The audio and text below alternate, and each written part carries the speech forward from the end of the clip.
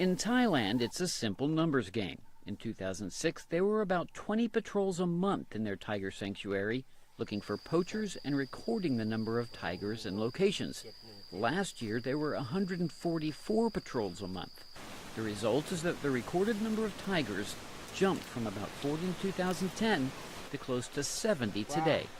In 2017, for example, there were ranger patrols doing about 4,000 kilometers of foot patrols every single month through the area.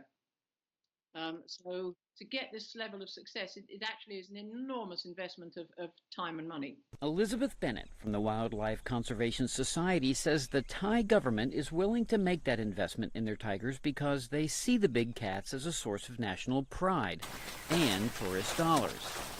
The tigers are part of a recently released list of 9 animals that have come back from the brink of extinction. Bennett says these kinds of success stories don't come easily and sometimes take decades, and buy-in from local people to national governments. Conservation, if we really work hard on it and we direct our efforts and our funding and our resources long-term in the right places and right ways, then we actually can save some of these species.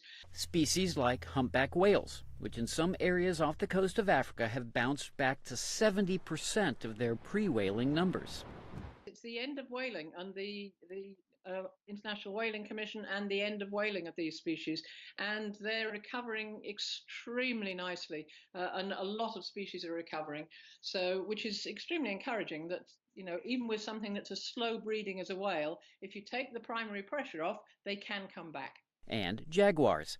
These cats have lost much of their habitat, but in some critical Wildlife Conservation Society controlled areas, they are increasing in number.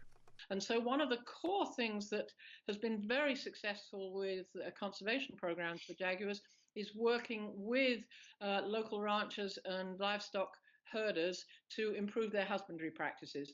And basically, if you can corral the cattle at night, then jaguars will almost totally stop preying on them, and then the conflict disappears. A few other species that are heading back from the brink: the American bison, in Guatemala the scarlet macaw, and these tiny toads, once extinct in the wilds of Tanzania, now slowly being reintroduced into their unique environment in the spray of a nearby waterfall.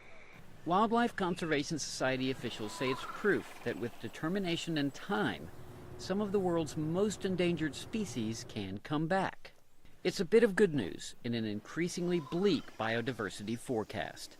Kevin Enochs, VOA News.